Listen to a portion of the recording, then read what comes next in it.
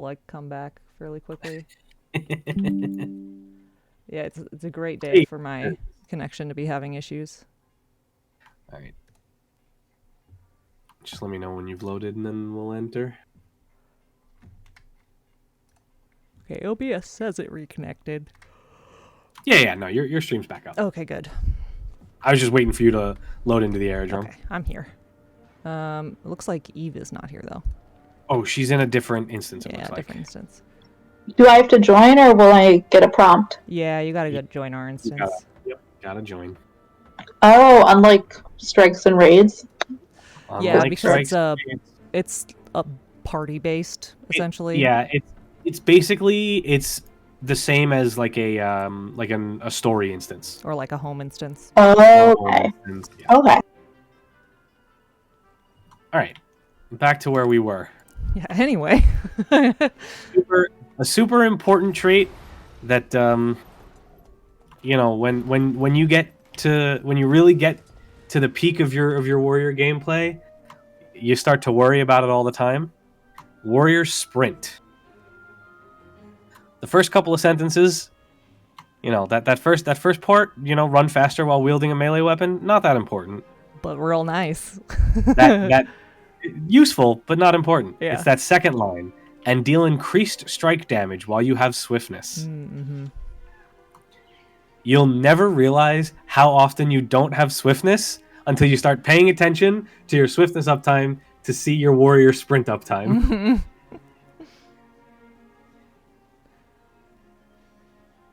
Warrior does not have self-swiftness, and that is why it's depression. So you want to make sure you're with a healer that is going to be giving you swiftness. You always want to find that druid who knows to use their warhorn all the time, or the heal brand that makes sure they spam that staff 3. So, yes, you need a friend. Unfortunately, to give yourself swiftness, you need a friend. Which trait line was that again? That is in discipline, which is something you'll only really be using when you're playing Berserker. Oh, there it is. I found it. So it's only with Berserker that you need to have swiftness for sure.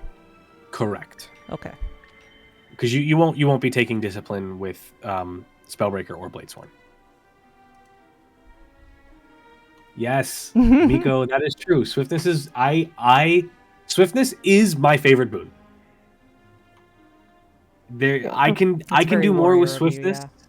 It's I mean, that's part of it. I'm not gonna lie, but just being able to move out of enemy attacks without having to dodge, but just knowing that you have swiftness, so you have the time to step out, is huge. Because doing damage is all about DPS uptime. So if you can walk out of the way of an attack while you're continuing to attack instead of dodge, you're doing so much more damage than anyone else who's going to stop to dodge. I love swiftness. It's my favorite. Definitely can tell when, like, particularly when it's a boss where you do need to, like, move around a decent chunk. It's pain if you don't have swiftness on those kinds of bosses. Oh, absolutely. All right. Next trait. Awesome trait. Fast hands. Allows you to weapon swap faster. Oh, I love that. Yep, about SH Warrior. running from the wall, exactly.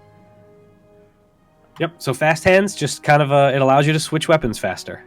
Fun fact, it does stack with, I think is it Relic of the Warrior? Do I even have it? I doubt it. It's Relic of the Warrior that allows you to swap weapons fast. I don't think I have it. That allows you to swap weapons really faster. Quick. Yes, it is. Yeah. Weapon swap recharge time reduction 25%. Yep. So those two will stack. I don't know why you would ever need that, but they do. All right. Next trait line. A few things to consider. Top double standards. That is basically, if you're going to be running any kind of boon warrior that is using banners, you're going to take double standards. It's going to give resolution. It's going to give more boon uptime. It's good. Second option, Destruction of the Empowered. Deal increased strike damage per boon on your target. That is not super relevant in raids. Yeah. There are some bosses that absolutely do have boons. For example, in Wing 6, Largos. On the right side with the tornadoes, every time that boss auto attacks, it gives itself might. So you'll do more damage because of that.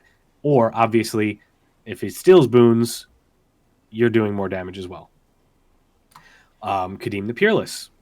Well, yeah, him too. But Kadim 1 and Kadim 2 both have boons on them throughout the fight.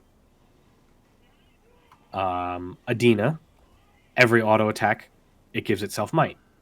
So there's a lot of bosses. There's some bosses that will give themselves boons, which will make Destruction of the Empowered a better trait.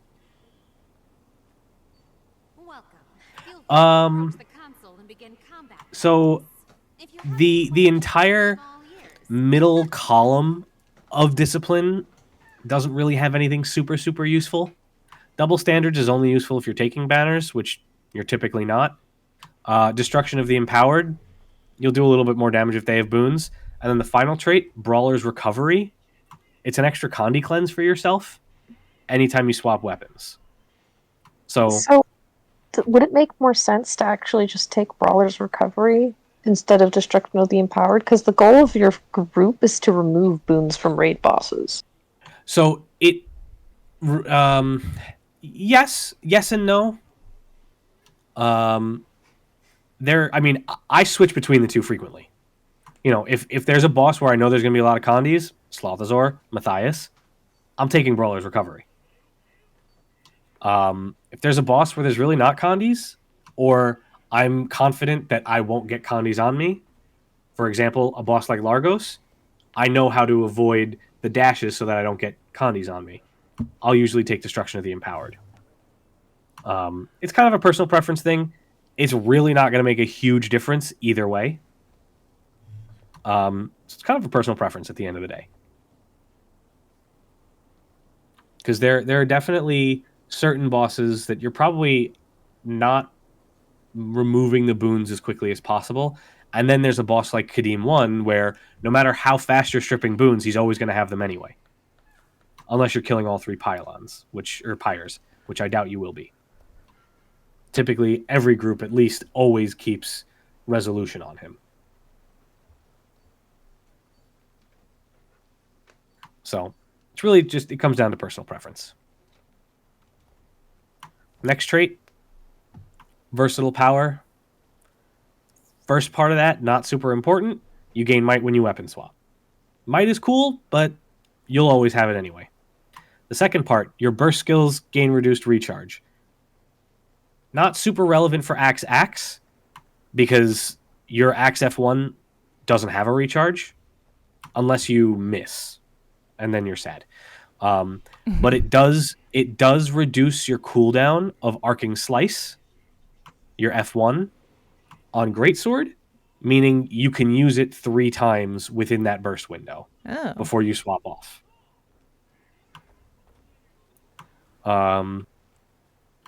Your final trait, there's again, this one has a few ones that might be a little deceptive, a little tricky. But Axe Mastery, absolutely best in slot. It's great. It gives you additional ferocity. More ferocity if you're wielding an axe. And then your axe skills recharge quicker, and you get more adrenaline every time you crit while you have an axe. And if you're playing power, you should always be critting. So it's basically a adrenaline generating machine. There's a lot of stuff I feel that like buffs ferocity on warrior. Yes. Would you say that it like gets the highest amount of ferocity probably out of most classes? It's up there. I don't know if it's necessarily the highest. Now you got me wondering. I don't think it does. I think it's close. Mesmer might have a lot as well. But Warrior's probably near the top. because you're right, it does have a lot. Now, the other trait lines in Discipline, heightened focus, not super relevant. It's just self-quickness. I mean, if you're really, really struggling, you can take it, but Axe Mastery is just too strong to give up. And then the other trait, Burst Mastery, your burst skills do more damage. They give you some swiftness, and they restore a portion of your adrenaline spent. This is useful and used in the Condi version of the build, because in the Condi version, you're not worried about ferocity, and you're not wielding an axe, so it doesn't really give you any benefit. Whereas Burst Mastery, when you're playing Condi Warrior, you'll get your adrenaline back faster, which, especially in Longbow, is necessary. So yeah, that's strength. Oh That's man, discipline. that is so rude. How I'm guessing Condi Warrior takes crack shot. Right? You would think. No, doesn't it actually just take Warrior Sprint? It takes Warrior Sprint.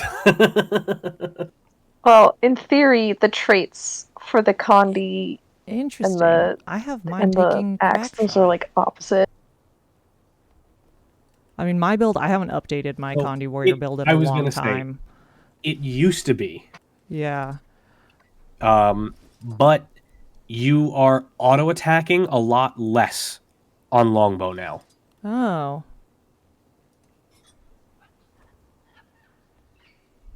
So on your Longbow is when you're typically going to be using your rage skills. So your Sundering Leap, your Shattering Blow. Oh yeah, I'm not bringing. I mean, you'll be using them on both weapon sets, but yeah, Condi Warrior has gone through a lot of changes recently. It's a little unfortunate. It's not as strong as it once was, but that's the way it is.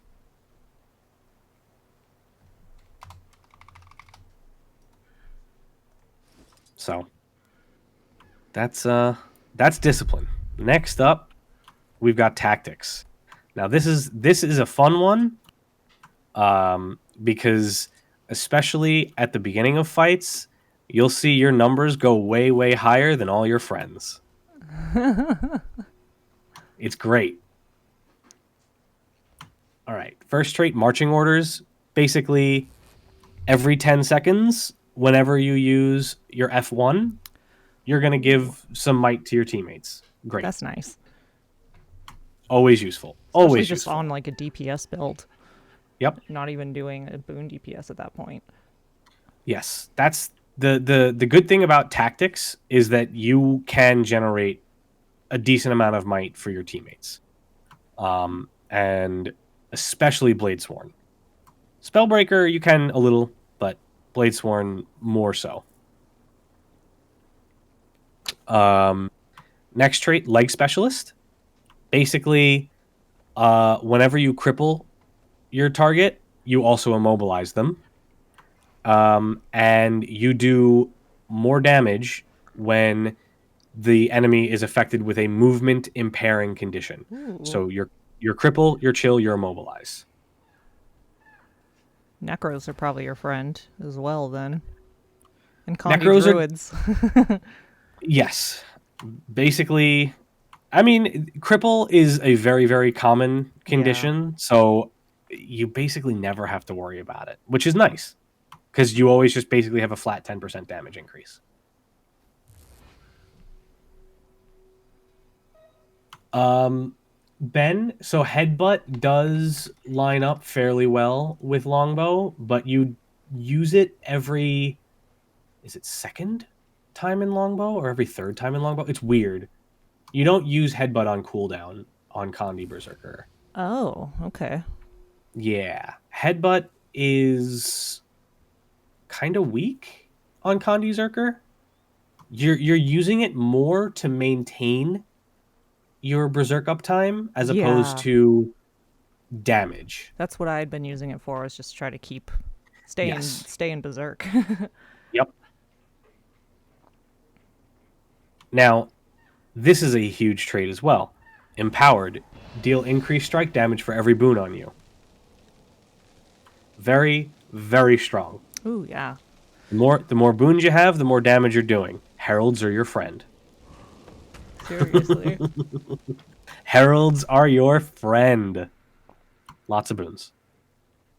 Now this is where your big damage comes in right at the start of a fight. Warrior's Cunning. You're going to deal 25% more damage to foes that are above 80% health. So at the start of a fight, you are very strong.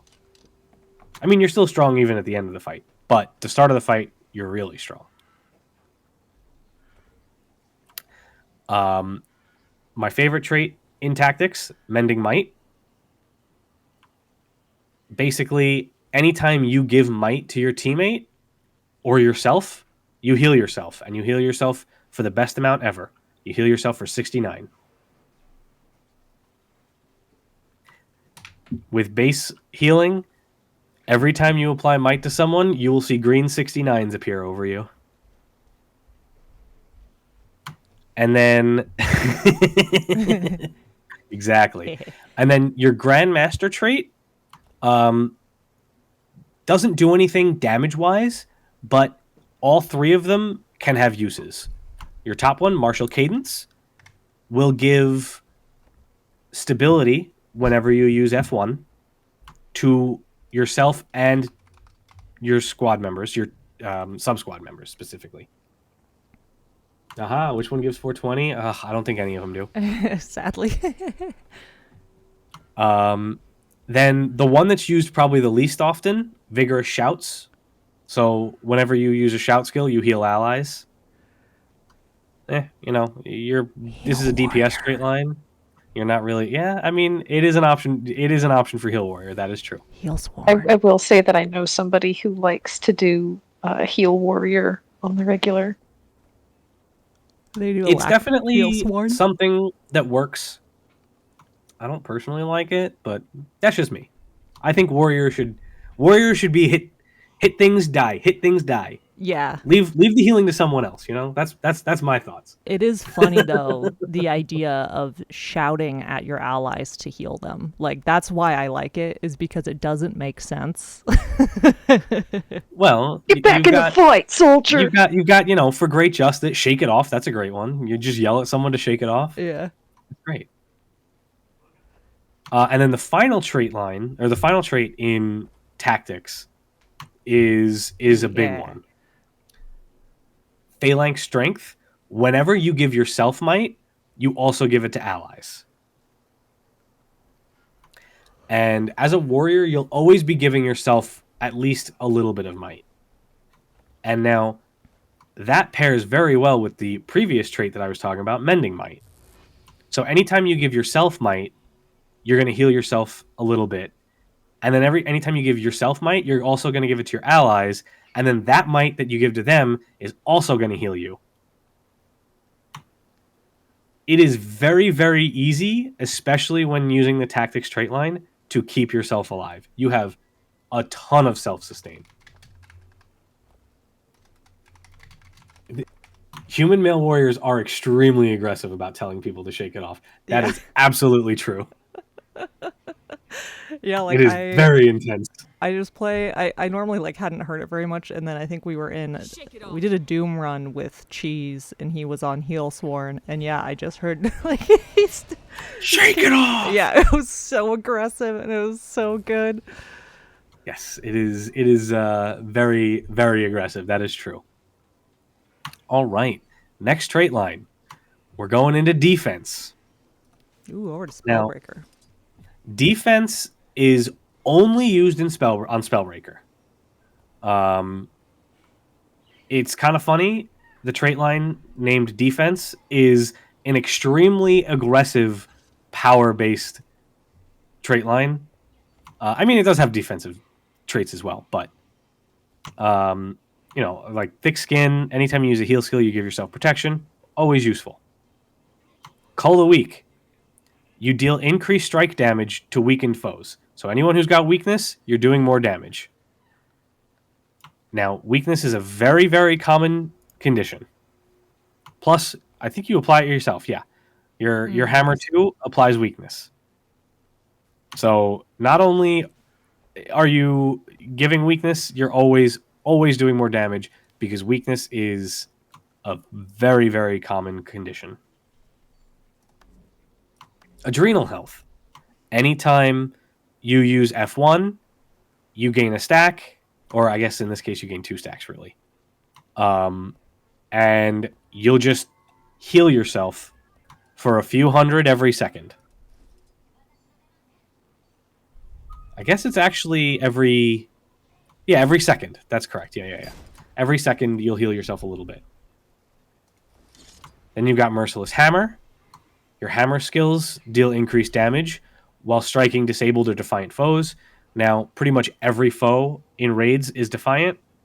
Or raids and strikes. With the exception of like the Ice Brood construct. That one that one's not for defiant. whatever reason is not defiant. You'll also find that if you are skipping Stability Pyre on Kadim 1, Merciless Hammer won't trigger either. Because he has stability, so he doesn't count as a defiant or disabled foe. The other part of that trait, anytime you disable a foe, you gain adrenaline. So this is another big adrenaline generator, because on Spellbreaker, especially Hammer, all your skills are going to CC, which means all your skills are going to generate additional adrenaline. Hardened Armor. This is one of those actual defensive traits, you know? You gain resolution whenever you block or are struck by a crit. Any damage you take is reduced by some while you have resolution. Ooh, Again, nice. it's a defensive trait. It's nice. Problem is, resolution is not super common. So this trait won't always be doing much, but again, if you find, you've got adrenal health, you'll find yourself at full health all the time anyway. And then the final trait, a very big one. You give yourself stability whenever you disable a foe. So anytime you use a CC skill, you'll give yourself stability, and while you have stability, you have 10% more damage. Jesus. So Spellbreaker is a permastab class? It is, I think it's like 95%. Wow. Yeah. Huh. So that would kind of feel like my Vert does then. Yep. The goal of the Spellbreaker Hammer rotation is very specifically to use your CCs to maintain this buff. So the rotation is built around making sure you always have stability. Is that something that shows up in your buff bar, or like the trait, or you just need to watch stab? Okay. You just need to watch stab. But as long as you're doing your rotation properly, it's got a 1/4 second internal cooldown. So basically every time you CC, you're giving yourself stability. Very nice. So yeah. Always good. All right. Now the final core trait line. Arms. There's not too much going on with this trait line. It's pretty straightforward. There's a lot of crit and power based traits in this, but you're still using it in the Condi build and none of the power builds. Furious Burst. Better options for the power builds kind of thing? Yep. Yeah. Well, first of all, always strength. Mm-hmm. And then depending on, what you're playing, you're either going to be taking discipline because you need the axe trait for Berserker, or you're taking tactics for Bladesworn and Spellbreaker if you choose, or defense for Spellbreaker.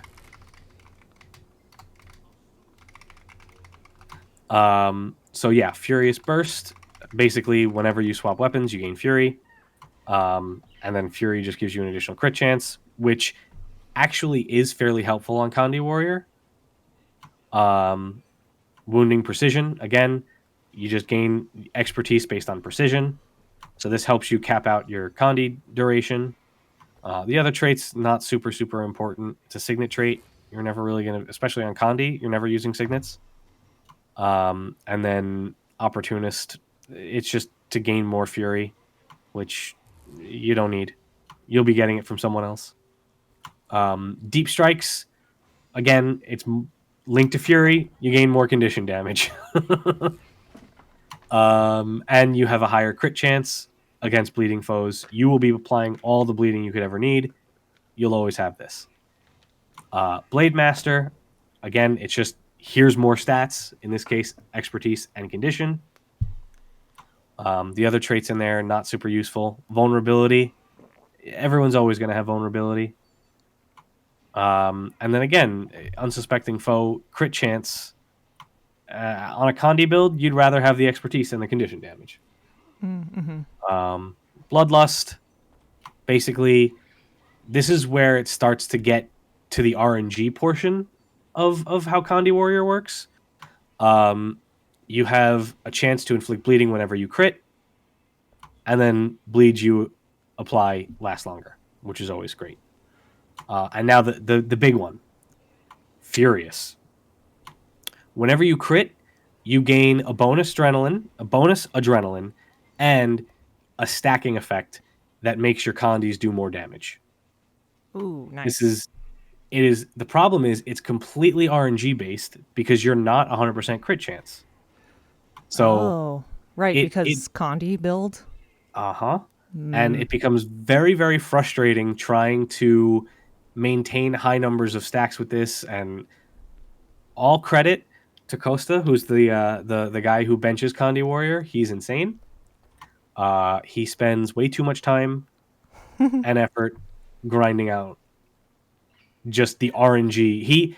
He knows his crit chance based on the numbers and damage he's getting. He's insane. Wow. He's a crazy person. Seeing he really likes it.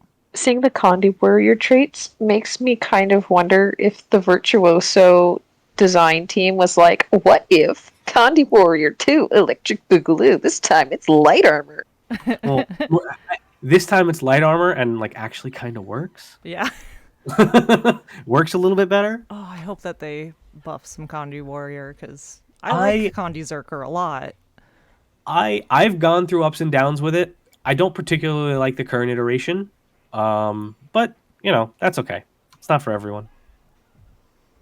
Now the other Grandmaster traits and arms not super useful. Attack speed increased. You're not taking that. Yeah. And then again, increased critical chance on a Condi build. Yes, great, but Furious is still better. That is all the core trait lines. Now it's time for the elite specs. The fun stuff. We'll start with Condi because we're still talking about it. Fairly straightforward, nothing too crazy going on. Obviously, your Primal Rage gives you access to the new F1s. The first trait you're taking for Condi Berserker, Last Blaze. Whenever you use a Rage skill, which is your F1s, you inflict burning. So every time... Oh, I'm sorry. That's not your F1s. Ignore me. That is your Berserker-specific skills. So your Sundering Leap, your Shattering Blow, your Headbutt, your Wild Blow, your Outrage, and your Blood Reckoning. Okay. Every time you use those, you'll inflict a stack of burning. Useful, Burst of Aggression. Whenever you enter Berserk, you get quickness and you get super speed. So you can attack faster, and it makes it much, much easier to close gaps. Now, the second column in Berserker is where it gets a little bit interesting. You've got Blood Reaction, which is what you're always taking for DPS, both Condi and Power. Percentage of your precision is given to ferocity, and a percentage of power is given to condition damage. And then when you're in Berserk, it's more. So basically, this is both a power and a Condi trait, so you're taking it no matter what. Now, if you're trying to play Quickness Berserker, you're not taking Blood Reaction, you're dropping this, so you're losing some ferocity or condition damage for the next trait, Heat the Soul, which basically anytime you use your F1, you give boons, specifically Quickness and Fury, to your sub-squad. And that's basically anytime you hit F1, inside or outside of your Berserk. You don't need any boon duration to maintain it because you'll be spamming the hell out of that F1 key. Yeah. And then the last one is a unique trait that nobody uses except for me.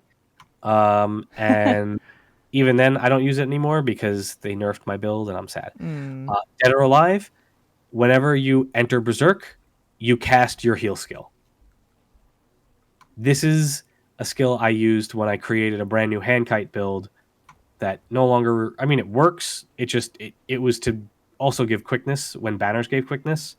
So it's useless now. Makes me sad. Next trait, pretty straightforward.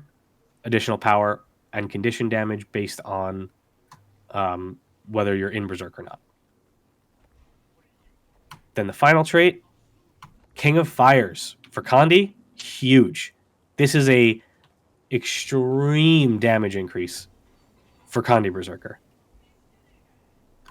Basically, what this does is it increases the duration of burning you apply, and then with a 15-second internal cooldown, when you critically hit, you'll gain Fire Aura. Any skill you use that is a Berserker-specific skill. So, your F1 while in Berserk, your heal skill, your Blood Reckoning, any of your rage skills. Those will detonate the Fire Aura, which will then apply 3 stacks of burning. There is no cooldown, quote unquote, on detonating the Fire Aura. The cooldown that you see in the top right, that 15-second cooldown, is specifically the Fire Aura that you apply to yourself. If you have other sources of Fire Aura, aka a Tempest, and you are aware of that, you can time your rage skills to detonate those Fire Auras, which will increase your damage a lot. Dang.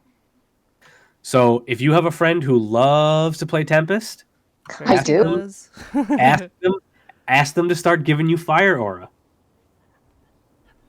I'm not sure I'll be able to convince him to do that, but I might be able to. He's a silly Tempest who loves to greed. Well, listen, if he's using Feel the Burn, awesome. Feel the Burn will give you Fire Aura. Otherwise, it gets a little tricky to apply Fire Aura. But even then, even one Fire Aura from Feel the Burn is a fairly substantial DPS increase. The other way to give yourself Fire Aura, so that crit, a Tempest friend, or leaping through a fire field. And you will... There's a sword leap. So the Kandi build actually has 2 leaps. Oh. So there's the sword leap, right? Oh, right, and then Sundering Leap. And then Sundering Leap, sorry. Correct. So basically, your rotation also revolves around you dropping this fire field when in longbow, and then switching to sword and immediately hitting 2 so that you can get it. Then you hit one of your rage skills to blow it up. Then you Sundering Leap again to get... Obviously, I did it slow, but to give yourself another Fire Aura, and then you can detonate that one by using either your F1 or your Shattering Blow. A Tempest can help with that too. They've got lots of fire field. That is true.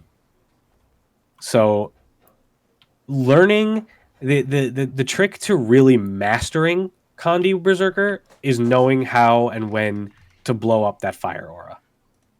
That'll really, really help you. Okay. I didn't realize it was sword now. It is sword now. Oh yeah, that's right. I got rid of torch. I'm so sad. I want to use my fancy torch. Torch was bugged. And when they fixed the bug, it kind of made Torch much worse. So sad. Because unfortunately, we were benefiting from the bug, not being hurt by it. And yeah, hopefully they compensate us at some point. That's my hope. I don't particularly like the sword offhand, but yeah, because it I don't know, Torch is super fun to do, where you're just like, big old fire field, you know. I agree. That Torch 4 is great. Plus, again, Torch 5, a fire field that follows you around, amazing. So those are your Condi traits in Berserker, and then for your power traits, Smash Brawler, which was recently changed and is amazing. It does a few things. One, it increases your crit chance by 15%, which makes it much, much easier now to crit cap on Berserker. Now, the other thing it does is anytime you hit with F1 skills, it lengthens your Berserk time. So it's extremely easy now to just maintain Berserk throughout a whole fight. There are certain fights that it might drop because you're not hitting anymore. You know, Adina for one, while you're running around avoiding that sand wall, it's going to drop. You know, because you're not hitting anything. But that's okay, because it'll come back just in time. Then again, you're still taking Blood Reaction. Then for your Grandmaster, you're taking Bloody Roar. Pretty self-explanatory. Increased strike damage while you're in Berserk mode. You know, it's just another damage modifier. So, not too much going on there. Pretty straightforward. Next, Spellbreaker. We're almost there. This is a fun one. Obviously, that first trait gives you access to full counter. Full counter, so much fun, especially in something like PvP. Yeah, I like doing Spellbreaker in PvP. Getting people to attack you and then stun them or daze themselves. You know, oh, it's so good. It's so good. Yeah, that's one thing that I like about Warrior in PvP. Yeah, in particular Spellbreaker, is the insane amount of CCs you have. You just ruin people's lives. Oh yeah. Next trait, Pure Strike. You're dealing additional critical damage, critical hit damage, and then it's doubled when your enemy does not have boons. So basically, this trait's not super relevant in terms of most boss fights, but again, there are a few bosses, as we discussed before, that are going to have boons, but that is okay, because the other thing that Spellbreaker does, right here, Dispelling Force. Daze, stun, pulls, knockdowns, knockbacks, and launches remove boons. And you have those aplenty. I'd never even noticed that before. That's dope. Every CC you do is just another boon rip. Next trait, Sun and Moon style. Basically, depending on what offhand or main hand you have your dagger in. Now, in this case, you're not using offhand; you're only using main hand. You do additional damage against foes with no boons. Once again, so there's kind of a theme here. You do more damage against boonless foes, and you strip boons from those foes. Next trait, Attacker's Insight. Now, this one is extremely important. The way you're geared out on Spellbreaker is that you're not crit capped normally. So what you're relying on is that trait, that Attacker's Insight. So every time you CC or remove a boon, you gain 50 precision. So on Hammer Spellbreaker, the goal is to maintain 5 stacks of this at all times, and then you're perfectly crit capped. And that's something that'll show in your buff bar? That is something that will show on your buff bar, yes. So if you'll see, I've got 2, I've got 3. Oh, as I go over there, I've got 4 because I missed my F1. So right now I've got 4 stacks of it. Basically, now that I have, I keep dropping because here, we'll just do this. There. It's now, hard to narrate and rotation at the same time. Yep. So you'll see my crit chance is now just at 75, and I don't have Fury right now, so that's why I'm lacking. But once you get to 4 stacks, you're permanently crit capped. So again, your rotation on Spellbreaker is built around maintaining both that stability for that stalwart strength and your attacker's insight. And you want to keep that at, did you say 4 stacks? Like four permanently? stacks. Yes, 4 stacks. But the rotation is built around giving yourself those 4 stacks and maintaining them. Too bad you can't get to 5. I mean, you do get up to 5 fairly often, but you don't stay there. You don't maintain it. Correct. And then the final trait, Magebane Tether. Basically, whenever you hit something with your F1, you apply a Magebane Tether. While that tether is active, it'll give you might, and it will reveal your target. Not super relevant in raids, but, still useful. So I'm wondering about revenge counter, since that gives you a 20% damage increase. So why is Magebane Tether better than revenge counter? That's a good question. For one, Magebane Tether gives you a 15% damage increase. Oh. So that's technically less than the 20. Yes, correct. But that's just one of the 2 things. Okay. So the second thing is revenge counter specifically requires you to hit a full counter. So you have to actually hit F2 and trigger it, which not all bosses you're going to be able to do that on. Okay. So you've got the burst skill you'd be using regularly anyway. You're using regularly anyway. That is correct. So you've got a 15% buff that you're almost permanently maintaining versus a 20% buff, which is conditional. Now, there are certain bosses where you absolutely can use Revenge Counter. For example, something like Kadim 1, where it's extremely easy, you just hit full counter, walk into his hitbox, and you trigger it, because he's got that giant AoE under him. But generally, you're going to want Magebane Tether over Revenge Counter. Okay. Now, for the final warrior trait line. Used to be my favorite. I don't love it anymore. It's gotten the rotation's gotten less fun for me personally. Yeah, but, I haven't looked at the rotation since Bladesworn. Around the time when there used to be the Bladesworn Might Share. Oh, there's still Bladesworn Might Share, don't you worry. The quickness, that's what it was. Ah, quickness, okay. Yes, no, that's gone, unfortunately. Instead of quickness, it's stability now. Few important things to note. Bladesworn, no weapon swap. Instead, you get the gun saber. Obviously, you get the dragon trigger and the gun saber. Next trait, unseen sword. This is basically just an extra damage tick attack type thing.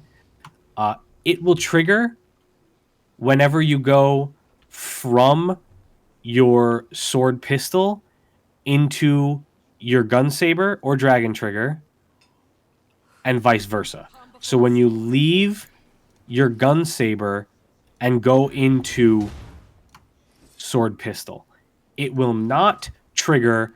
So like right now, I am in the gun saber. If I enter dragon trigger, it will not trigger unseen sword. That's important to note, especially for certain bosses like HTCM, where you're trying to stealth very specifically. Going from Gunsaber to Sword and vice versa will trigger the trait. Going from Gunsaber into Dragon Trigger will not.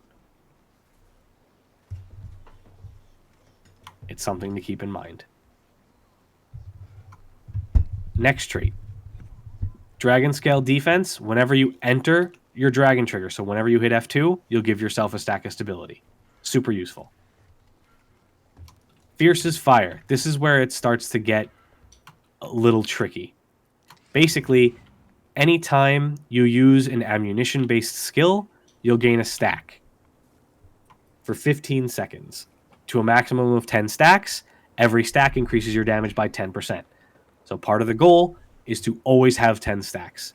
It's relatively easy to do that because of how, because of your skills. So you've got Pistol 5, which gives you 6 stacks right there. You've got Flow Stabilizer, which you'll always be using on cooldown because you always want to make sure you've got flow. Pistol 4 recharges your Pistol 5, so that's great. You've got your overcharge cartridges, and then inside your Dragon Trigger, inside your Gunsaber, you've got 2, 3, and 4, all that you're using during your rotation to maintain those Fierce as Fire stacks. Okay. Important to note, Break Step, Gunsaber 5, not super useful. It's good to close distances, but otherwise, for that. it's not going to do any major damage. It's not really worth using outside of a gap closer. Next trait, Guns and Glory. Basically, you gain ferocity whenever you hit with an explosion. Your Gunsaber skills are almost all explosions. The final attack in your auto chain is an explosion, and then all of your other Gunsaber skills are. So Gunsaber 2, Gunsaber 3. Actually, you know what? Gunsaber 4 is not an explosion. I didn't even realize that. Goes to show. So the final attack in your auto chain, skill 2 and skill 3 are explosions. And again, skill 5 is as well, but it's not something that's super useful. Your Dragon Spike Mine is also an explosion. It's very, very important, especially when benching, less so in an actual boss. When you're benching, you want to be inside the center of the hitbox when you use Dragon Spike Mine. Oh. It really only matters when you're benching. Why is that? So, annoyingly, on this build, when you're not hitting the boss for long enough, when you're not hitting the golem for whatever reason long enough while you're in Gunsaber, you will just drop out of combat. Oh.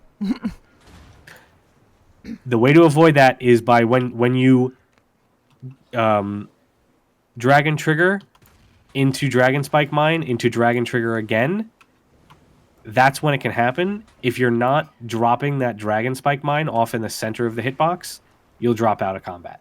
Don't know why. It's quite annoying. That's a fun bug. Yes. Would be cool if they would fix that and said, well, I guess you said it only really Agreed. happens on the golem. Yeah, so. It's really only a golem issue, but so it's still annoying, especially if you're trying to practice. Mm-hmm. And now finally, your Grandmaster trait in Bladesworn. This is where it gets a little fun. Your top trait line, or your top trait, Immortal Dragon, great self-sustain. Tons of healing. Oh. Every time you Dragon Slash, 8% of that damage goes to healing. That's nice Now, for open world in particular. 8% of 200k, that's a lot. You're going to fully heal yourself every time you slash. Next trait. This one is extremely good. Dragon Slash becomes unblockable and ignores blindness. That's amazing. You can always hit while blind. Fun fact, this includes the blind that you get on a Dina when you A, fall into the sand, or B, are too close to the pillar and the pillar blinds you. That's nice. Unyielding Dragon will allow you to ignore that blind effect and still hit with your Dragon trigger. The next thing it does, it gives you 2 stacks of might for every charge you do while you're doing your Dragon trigger. You do 10 charges. So you will basically give yourself 20 might every time you slash. So as long as someone else is out there giving you 5, you will have 25 might every time you slash. That's nice. Oh my god, AoE that was like dropped when you slashed. I don't know if you saw that, but it was a very mild, like one of those really thin line circles. Yes. That's huge. That is the range for marching orders, which is what's giving you that 3 might. That's insane. No, oh yeah. God, that's the 600 radius. I never realized exactly how large a 600 radius was. It is insane. Ginormous. So the other thing that's doing is, now keep in mind, with Bladesworn you're running tactics. With tactics, you can be running Phalanx Strength. So every time you enter Dragon Trigger, you're giving yourself 20 might. When you give yourself 20 might, you trigger Phalanx Strength, which then gives that might to your allies. So a Bladesworn can provide a lot of group might. Yeah, damn. This trait does a lot. Allows you to ignore blind, gives you and your party members a ton of might, and then that final one, stun duration per charge. So for every charge you get up to 10 charges, you'll do 50 break bar damage. So you can do up to 500 break bar with every slash. Whoa. Super, super useful. Definitely. Not great for a lot of bosses, unfortunately, because for some bosses, you have to choose between CCing and doing damage. Something like Slothazor or Samurag. Mm-hmm. Where you either choose to do damage or you choose to CC. On the flip side, Gorseval, you do both. Yeah. And you really help with that CC. Now, the final trait, Daring Dragon, hilarious. It is. I don't understand what they were thinking when they created this trait. It is, once again, a 600 radius boon generation, so that huge circle you kept seeing.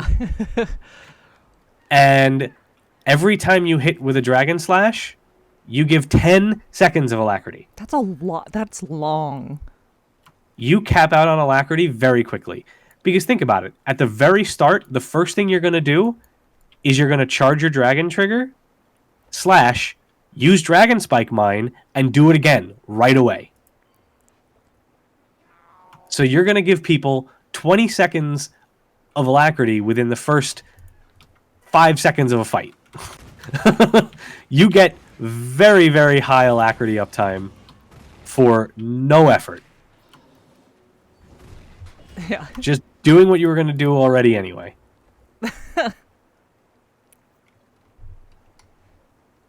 So, it's a lot. Yeah. And again, you don't need any boon duration. You can use the exact same gear. It's the same with Quickness Berserker. You're not changing any gear. That's really nice. It's just a trait swap. Yep. So on Bladesworn, one of the things, if you're done talking about traits. Yes. Okay. We're done. So with Berserker and with Spellbreaker, they're not significantly different, I would say, from core warrior in the sense that, you end up getting a different burst skill, essentially. Right. But on Bladesworn, you get everything totally replaced with your gun saber. And I remember when I was first trying to learn it, I was like, what is flow? What am I supposed to do with cartridges? Like, what is happening here? I don't know how, like, one of the things that I particularly struggle with on my build is I believe keeping enough flow, like high enough that when I'm in Dragon Slash, it actually charges at like a quick rate. And for me, it's been really inconsistent, where sometimes it's a slow charge and sometimes it's a fast charge. So could you tell us a little bit about what exactly the cartridges and flow means and how that all works on Bladesworn? Absolutely. So we'll start with flow. It's a little simpler to explain. Flow is a replacement for your adrenaline. It's generated relatively the same way, except that with flow, you generate a little bit by default, unlike adrenaline, where you're only generating adrenaline when you're hitting things. Would traits and skills that affect adrenaline then, when you're on Bladesworn, be actually affecting flow? Yes. Okay. That is correct. Your main source of flow is going to come from that flow stabilizer.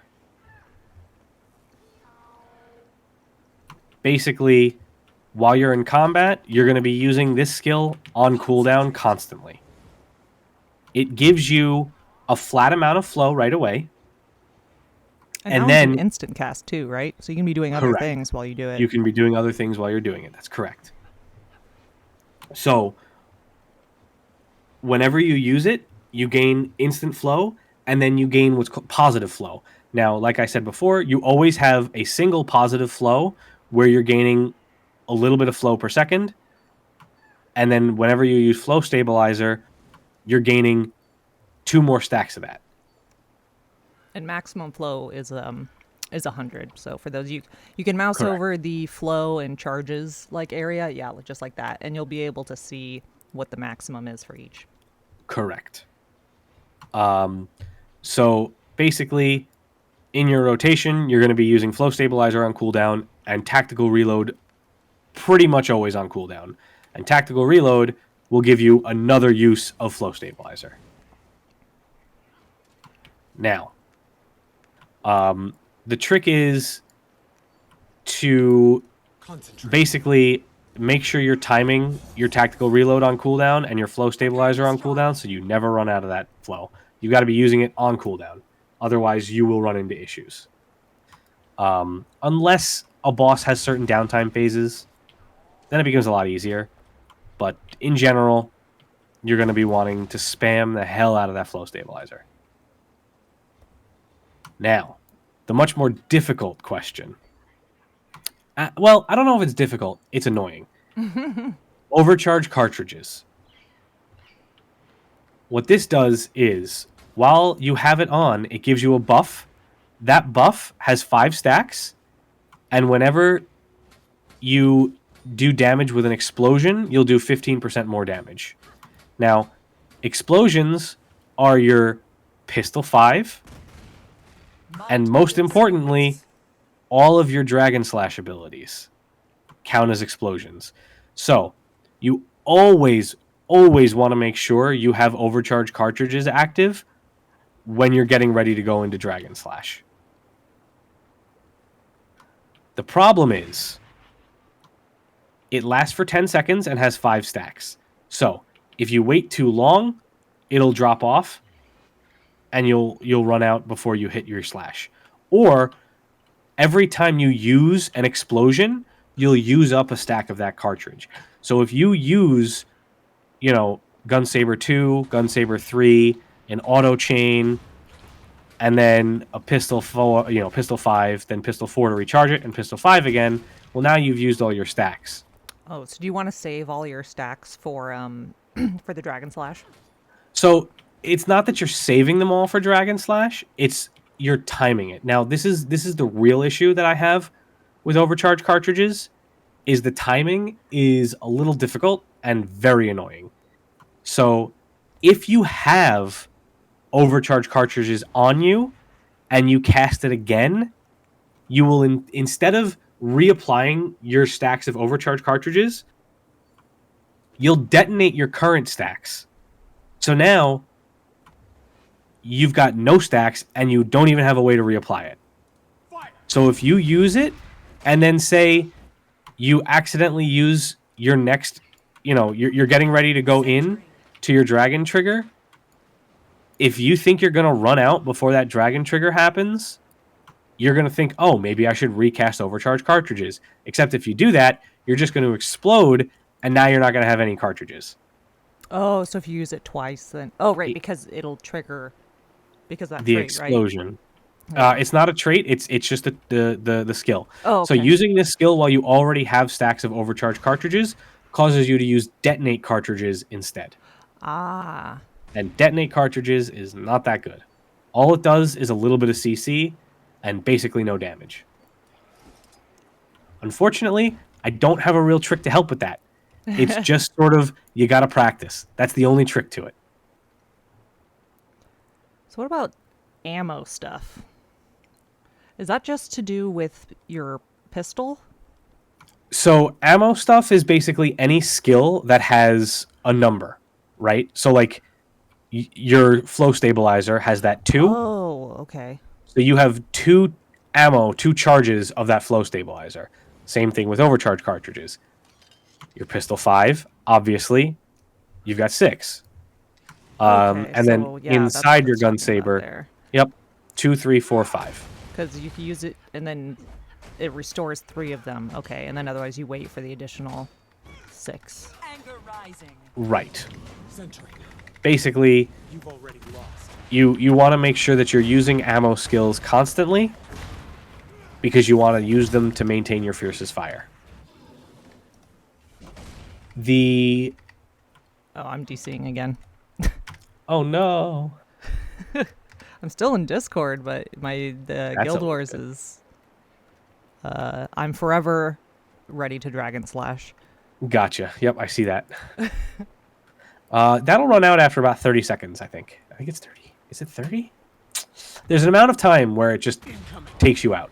Oh, there we go. I guess I'm back now. Okay. That was very strange. There's a little bit of a trick to Bladesworn.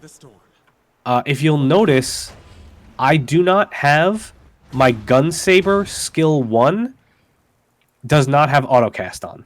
Oh. There's a very specific, kind of annoying, really dumb reason for that. So, your gun saber and your dragon trigger are considered the same weapon. Now, when you use Dragon Slash, you'll cast it, and then you'll drop out into Gun Saber. Great. Awesome. Concentrate. The problem is, when you have Gun Saber 1 on autocast, if you Dragon Trigger, that Dragon Trigger 1 is also on autocast, which is fine. The problem is if you use Dragon Trigger 1 and then immediately another skill, while your Gun Saber is on autocast, you will interrupt your slash and do no damage with it. Oh.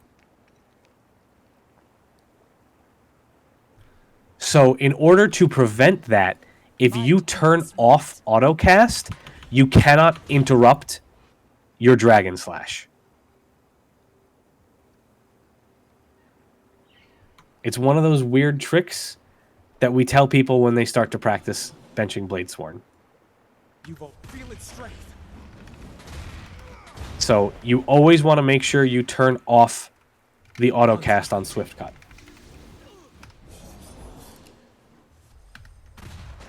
It's a very frustrating interaction.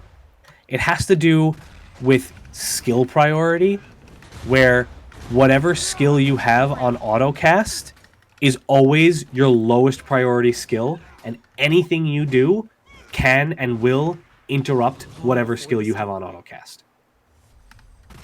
So having Swift Cut be on auto means you have Dragon Trigger on auto, meaning you can interrupt it with anything.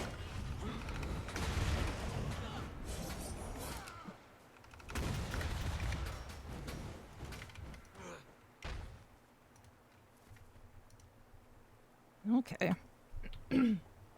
So that's the probably the biggest mistake that most people start out making is they find themselves interrupting their dragon trigger a lot, and that's the reason why. So you want to make sure your swift cut is not auto casted.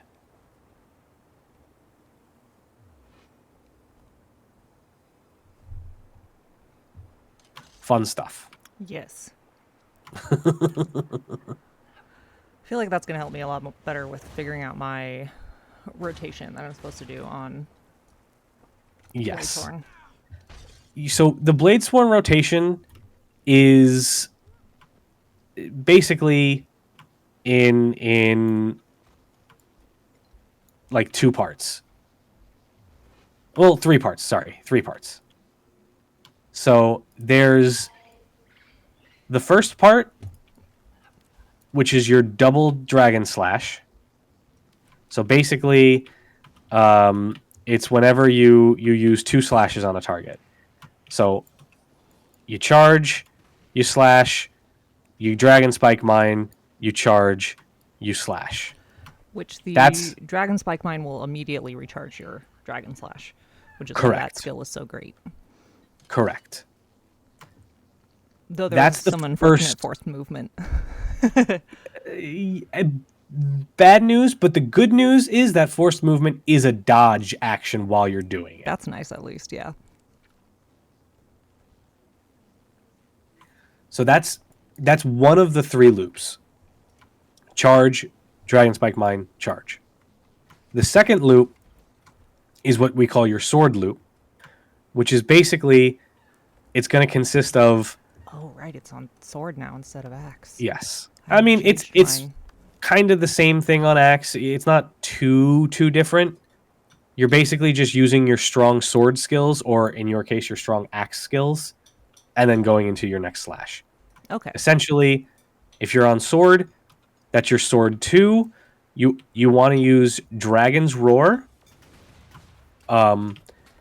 When you use Dragon's Roar, you want to always make sure you have Overcharge cartridge active. Okay. It's a huge damage buff.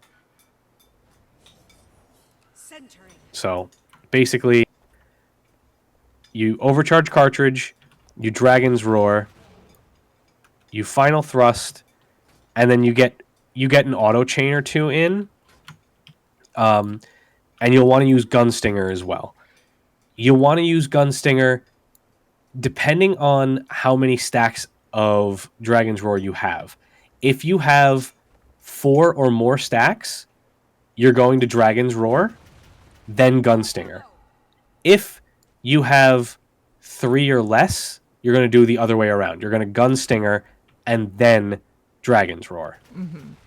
To get up to that full 6 ammo. To get up to that full 6 ammo, correct. So basically, you've got your double dragon trigger loop. You've got your sword loop, which is basically just a sword 3, Dragon's Roar, Gunstinger, auto chain until your dragon trigger comes off cooldown.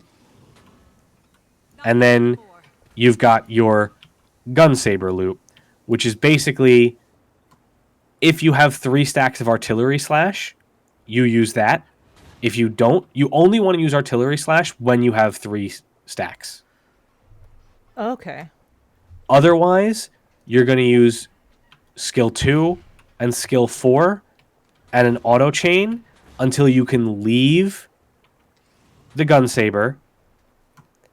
And then you'll have enough time to sword 3, pistol 5 to bring yourself back up in Fierce of Fire stacks, and then Dragon Trigger. And then you basically repeat from there. So you do a double trigger, a sword, a Gunsaber, a double trigger, a sword, a Gunsaber. So when learning Bladesworn, my biggest recommendation is to learn it in 4 parts. Okay. The opener, which is far and away the most important.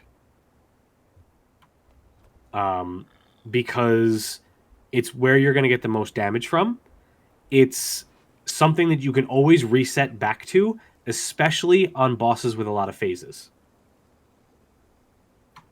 Because if you're standing there waiting, you're going to have almost all your skills recharge anyway. So if you're waiting for a CC bar or like a split phase is happening, you're going to recharge all your skills because the longest recharge is that tactical reload, which is 30 seconds. But generally, everything else will be on cooldown pretty much always.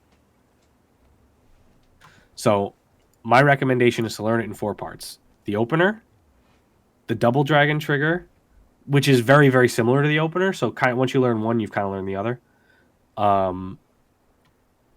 The sword loop and the gun saber loop. Okay.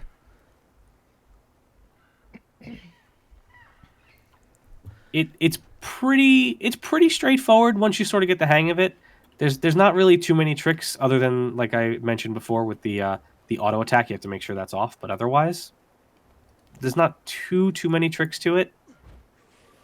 Oh, what a weird Outside one. of, yeah, it's got some weird utility skills that just aren't really used. Like, what is even... Throw a device that leaves behind a wall of energy blocking projectiles. Okay. That's what it does exactly. It's Blocking all it projectiles. is a projectile destruction. Not super useful. Doesn't even reflect them. Nope. What about that heal skill? So with Bladesworn, you have a lot of options. You're really not stuck on one. If you find yourself having issues maintaining your flow, you can take to the limit. That will give you a ton of just base 30 flow. Or if you You have just get a ton of flow Daredevil right away. or Vindy friends in squad in your sub. Correct. Correct. That will just give them endurance. That's true. As I had mentioned earlier, with mending and that trait peak performance, you can use mending.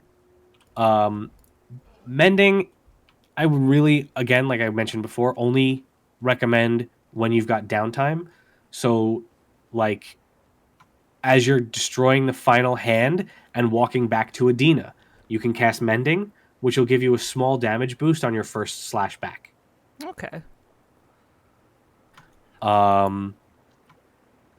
Then you've got Defiant Stance, which is basically a 4-second I am invincible skill. Yeah, that's nice. Defiant Stance is what you and take. the incoming attacks heal you. That's nice. Yes. Defiant Stance is what you take on Sabir when you don't want to have to do the shockwave. That's good to know. You just hit Defiant Stance and you let the shockwave wash over you and laugh at your friends who went down.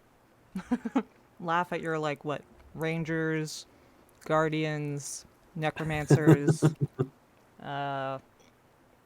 Thieves could teleport through it. Mesmers can distort.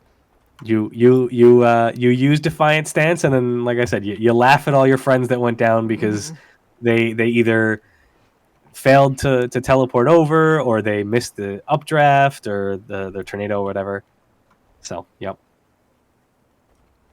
So, Bladesworn has a lot of options. Its heal skill is not really set to anything. Okay.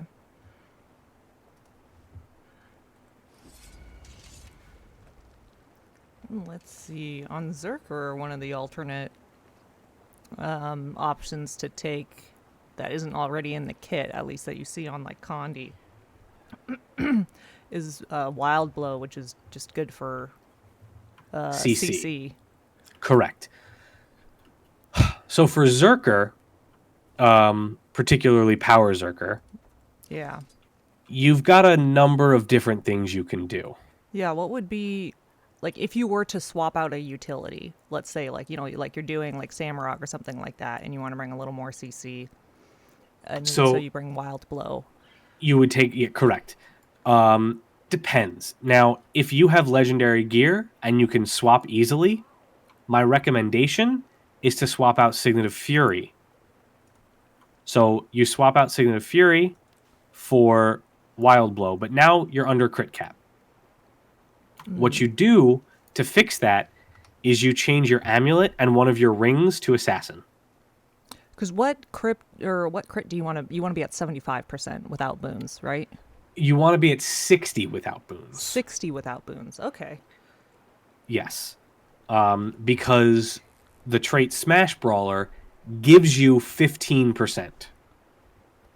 Okay, that's nice. So,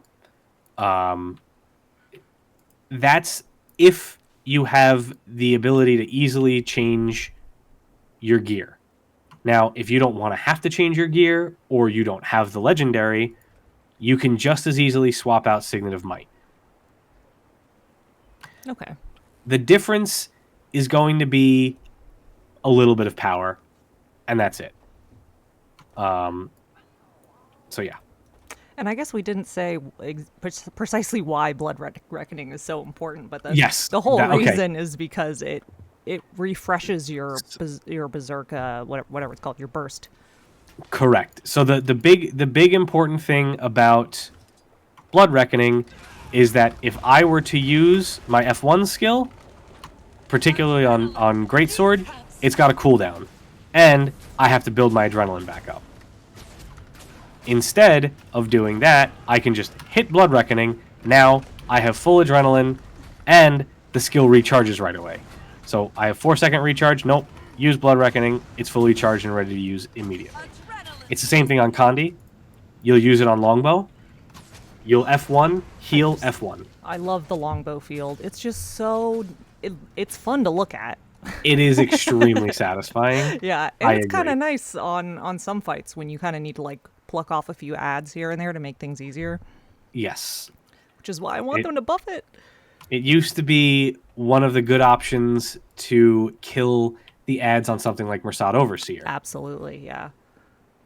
Because you would lose no DPS as long as you aimed that nice carpet through the boss onto the statue. Yeah. I was using it to farm some stuff for the... I don't know. Basically, I was farming ads in Verdant Brink the other day where I needed to get a drop from a specific enemy type. And it was really nice because I just, like, longbowed, like, burst, and then it just, like, got all of them. And I just, like, lay a bunch of them down in a row. Nice. Yep. So, now, if you're looking for a little more CC on Condi Berserker, you're dropping your Sundering Leap for Wild Blow. Okay. Your other option, and this is kind of what I prefer to do, especially these days, on Power Berserker, instead of taking Wild Blow, what I'll do is I'll drop the Great Sword for Mace and Shield. Okay. Yeah, because you get a whole shit ton of CC on maces. Plus your burst skill is a CC on maces. Correct. So your F1 is a strong CC, you have Shield 4, and you have Mace 3. And then Mace 2 is a block, right? Oh, and Mace 5. 2. Huh. Yep. Which was part of hand kiting things or something, right? That is correct. Yeah. So what this allows you to do is you can also, because you're not really going to be on this weapon set for very long, you can take a Paralyzation Sigil. And that will increase all of your CC. Yeah. Paralyzation affects dazes and stuns. So your Headbutt, that's a stun. Your Shield 4, that's a stun. Your Mace, that's a daze. Or your Mace 2. Your Mace F1, a stun. So all of those skills are going to be much, much more powerful because of it. And because of fast hands, you will not be stuck on that Mace Shield for very long. Yeah. We love fast hands. Depending on the group, I'll take Wild Blow or I'll take Mace Shield. If the group is a little less experienced or needs a little more help CCing, Mace Shield. If it's a more experienced group, Wild Blow. The options for utility and stuff on that like come specifically from Spellbreaker seem to not be as useful in at least instanced PvE content. That is mostly true. You will, however, see Break Enchantment be very, very useful on some bosses. Okay. So, Break Enchantment is a That could be used in fractals. it's very good in fractals, especially on No Pain, No Gain Day. God, it's like always a no pain, no gain day too. So, essentially, if there is a boss that's going to have conditions, Break Enchantments is always going to be a DPS increase if you can rip those boons. For example, like I said earlier, on Largos, the auto attacks give themselves might. Adina, same case. Kadim 1 always has boons. You can use it on cooldown. It's great. Kadim the Peerless. Under, I think starting at 50%, it starts to give itself boons, and then at 30%, it gives itself more boons. So there's always boons to rip on Kadim the Peerless as well. What would you swap out for that? Would Signet it of be Might. Fury? Oh, Might. Okay. Nope, Might. Yep. Because, so, Spellbreaker, the way you're geared up, is very, very specific crit chance So you for just that. don't wanna mess with it. Correct. Yeah. For that that trait, that attacker's insight trait that I was talking about earlier. Okay. You're always gonna want to be, you don't want to lose Signet of Fury because it's very important. I guess we could go over some of the other just general warrior utility skills that are in here. I mean, the shouts in particular Absolutely. can be pretty nice. Plus, there's even some Yes. other things like things that help, like endure pain. Yep. So, I guess we touched on pretty much all of the heal skills, right? To the limit, that'll give you adrenaline and/or flow, depending on if you're Bladesworn or not, and it gives your teammates a dodge. Mending, it's a good Connie removal. It's a very short cooldown, and a pretty decent sized heal at the same time. Again, it's not worth interrupting your rotation to use it for that peak performance buff, but if you need a Condi cleanse or you've got downtime in your rotation, perfect. Defiant Stance, again, just sit there and take the damage. Nothing will touch you. In terms of other utility, general, Bull's Charge is a good CC. Kick is an okay CC. If you need some immobilize, like if you're really, really struggling on, for example, something like Deimos CM, and you're just struggling to keep the prides and greeds under control, you could take Throw Bolas. Man, I forgot about Kick too. That can be even good for Rig'em on Samurag if for some reason you need it. I really like taking all three of those, like those physical ones, with the exception of Bola, do so much CC. I like using them in PvP. Just bonk people around. Oh yes. Oh yes. In terms of the other skills, your shouts, all of them, except for really On My Mark, definitely have a use. If your group is struggling with might, for Great Justice is a great might source. Shake It Off, a ton of Condi cleanse. So if you're really struggling on Slothazor, just slot in Shake It Off, no problem. On My Mark is really, it's just vulnerability. I mean, everything applies some vulnerability, so if you can't peek out on vuln, you should, I don't know, maybe people aren't pressing their skills or something. Yeah, that's sus. Fear Me is a fun skill. There's not a ton of use for it, but if you are trying to do, like, for example, Escort extremely quickly, Oh. you can, that warrior Go up on that tower and hit Fear Me, and they'll all just run out of the circle. That's good to know. Super useful. It's got a bit of a long cooldown, so depending on how fast you're going, it won't always work. Oh yeah, it does. Almost a but minute. But it, if you're going extremely fast, you can use it on 2, maybe 3 towers. But otherwise, it's absolutely an option. It's a fun one. Banners. All of the banners are pretty good. They all have a use to them. Banner of Defense, Barrier, Aegis, and Regen. Amazing defensive utility skill. Banner of Strength. Again, more might with the addition of some CC on top. Yeah, I didn't know they added a daze to that. Yep. Banner of Discipline. Looks like they tried Fury. to make that a Condi banner. Yeah, they did. It's not that good. Yeah. It's probably the weakest of the banners because Fury is something that's pretty readily available for everyone. Yeah, like most classes like shit out Fury. Exactly. Fury is pretty free. Banner of Tactics, stability, always useful. Gives you a little bit of super speed.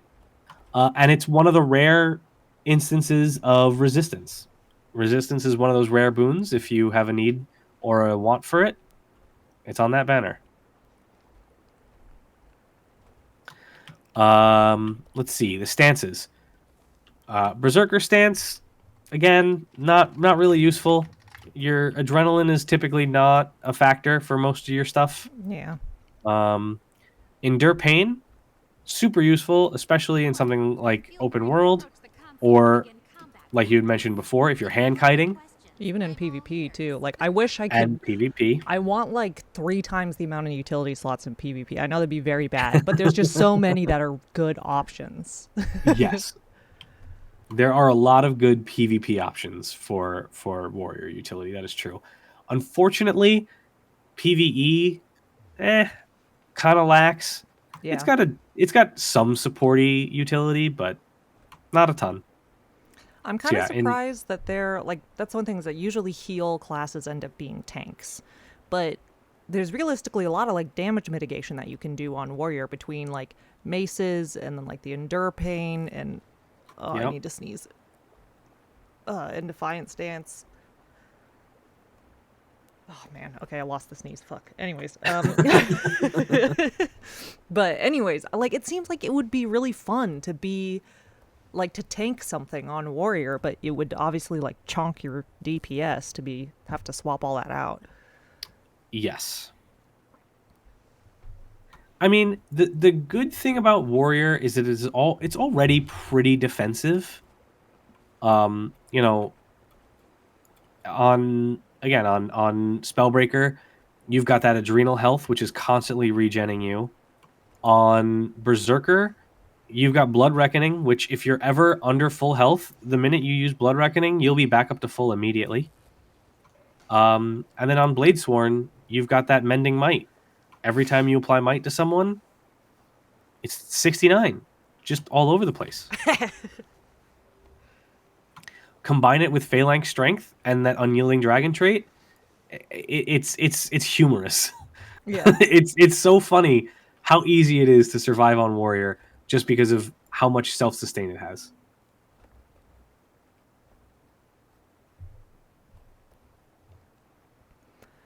Let's see. Yeah, I guess we breezed through the utils there. Yeah, Warrior, like I said, it doesn't have a lot of super useful utility. Oh right, I guess there were the other elites, but you've got Battle Standard. That one can be pretty clutch sometimes. Battle Standard if your build allows it. Extremely clutch. The only build that really allows it is Spellbreaker, though, unfortunately. Yeah. Berserker, you need that headbutt. I guess you can get away.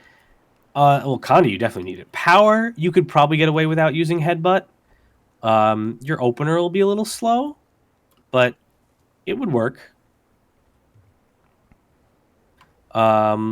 Bladesworn, you need You need that elite, the tactical reload. Yeah. It's way too good.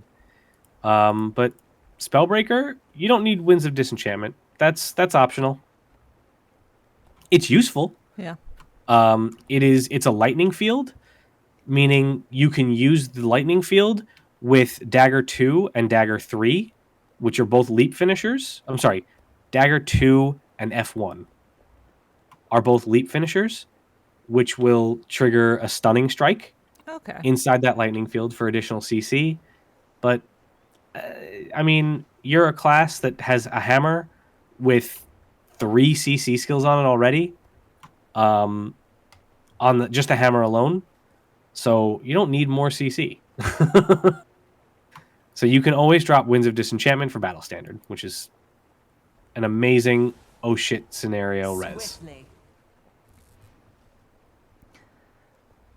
Rampage I've used in PvP, but it's kind of fun in there. But that's really the only instance I would see you using it. I guess you could maybe use it in open world if you wanted to, but yeah, I mean it's nice because it has a decent amount of just like damage built into it. It's not really more than your weapons, but it does give you self stability. So if you find yourself being thrown all over the place in open world, plus the damage reduction on it by 50%. Yep. That's why I especially like it in PvP, where I'll just be like, I'm gonna do this, and hopefully I'll survive. It's a lot of fun in PvP because it's just a lot of CC too. You're stomping. You've got dashes to close distance. You kick them. You could throw a boulder, which is just why not just throw a big friggin' rock at them? Right. Yeah. So let's see, a knockdown, a stun, and then another knockback with kick. And it lasts for a while, and the gap closer is fun too. Yep. Oh, apparently I was able to attack the preview kitty golem all over here. It's like got condies on it now. Oh no! So or when is that you from having condies turned on? That's from having condies turned on. Oh, I don't know how I've never noticed that before. Yep. So you always know what condies you've applied to the golem because if you click on the preview, it'll show you. That's nice. Let's see. Did we have any weapons that we didn't really touch on? Oh, I guess there's the dagger offhand. I forgot that they were giving dagger offhand. Oh, and mace offhand also has an additional CC on it. Yes. So I'll touch on that. Dagger. Warhorn is I'm sad about the change to charge. Very, very much a utility, not great weapon. Yeah. Unfortunately. So Warhorn, swiftness and quickness, and some barrier. Charge used to give everyone what was the percentage buff? 25. It was 25? Oh my god. It was 25% damage increase. Oh, it was so dope, and I'm so sad that they removed it. Yep. Now it's just kind of pointless. I mean, it's okay as a support weapon, but it's not really, it's nothing special. Yeah. Now, as you mentioned before, Mace offhand does have some CC. So there's a few things to consider. So Mace 5 has a 3-second knockdown, which is 300 break bar, which is not affected by a paralyzation sigil. Why not? So paralyzation only affects stun and daze. Oh, okay.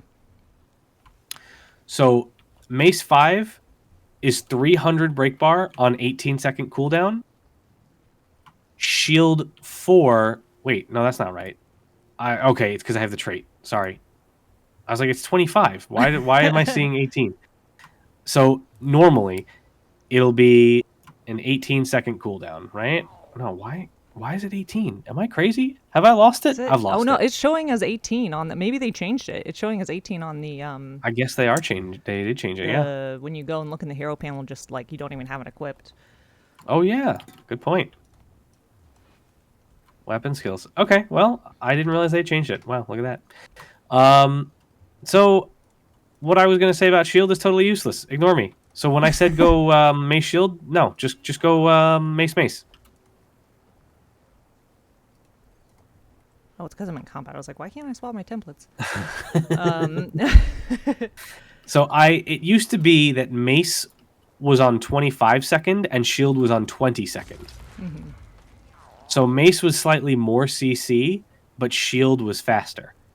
Now it's just mace is more CC and faster. So Okay, I just realized that I don't know how I never really registered this in my brain before, but Axe 5 gives you a 50% movement increase while you're doing it?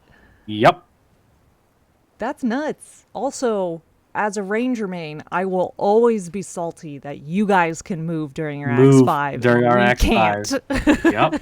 Not only can we move, we can move faster. Yeah, now I'm just even saltier. Yep. Let's see here. Yeah, dagger. Dagger Dagger's offhand. What's up with that? Is there any? Not great. Yeah. It's got boon removal, but as we already discussed Yeah. on Bladesworn, on Spellbreaker, you already have a ton of boon strip. Oh, So I why didn't bother? realize 5 reflects projectiles. So I guess if Yes. Tracy, when your static does an all warrior raid, you can use that on Matty G. Correct. I was gonna say Yeah. the problem is doesn't last very long. And it's got a 20-second cooldown, so you're gonna have to really time those reflex on Matthias. Oh, I've already practiced that. We did an all ranger run, and I had to Soul Beast Axe 5 on Matthias. Nice. Further reflects those. It'd be even easier with Warrior because you can move to follow him. Yeah, at least there's that. True. Didn't they tried to get rifle to be able to be used more or something? I can't remember. Rifle. Oh, rifle. They have buffed rifle 7 times. Without rifle has had a string of 7 or 8 buffs in a row, and it is still terrible.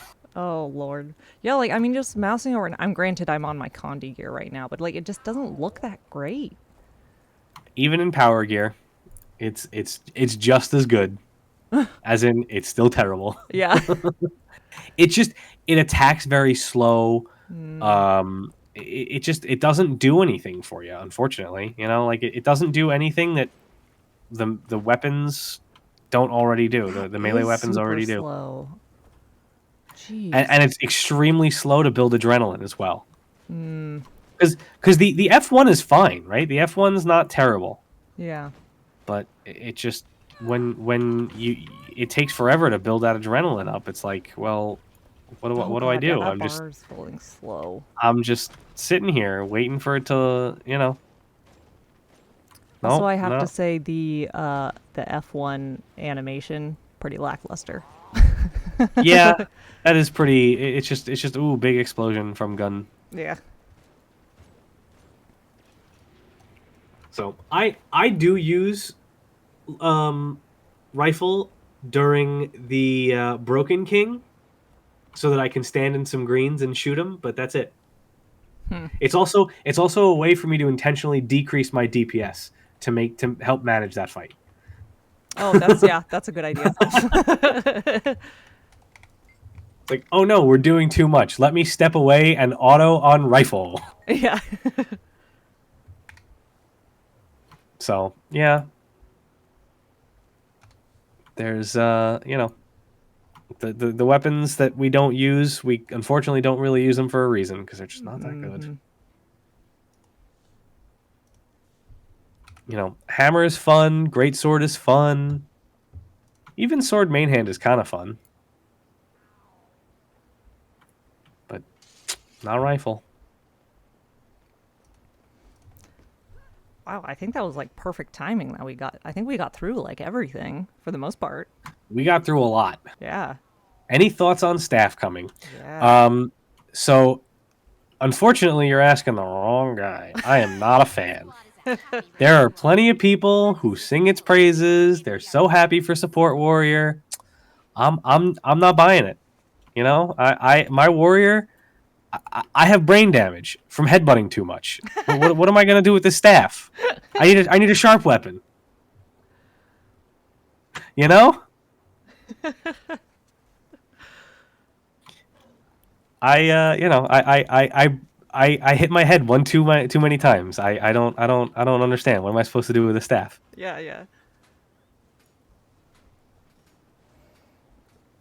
So, yeah. Does anybody have any other questions? I mean, another thing too, while we're waiting in case anyone wants to like type out a question or anything, is, I mean, it seems like Bladesworn is probably the most complicated of them. Would you say? I would say that Kandi Berserker is the most complicated. Okay. It is very precise. Bladesworn's not much easier, but I would definitely say that Kandi Berserker is the hardest of them all. Okay.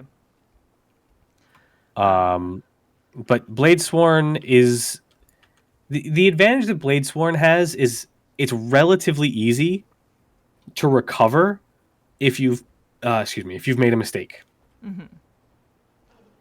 Because most of the skills are on a relatively short cooldown. You can always just go and figure out what loop you're closest into and just go back and start with that loop. Which is why I recommend learning the loops before you go for the full rotation. Because if you make a mistake, okay, I'm close to the sword loop, let's do that. Okay.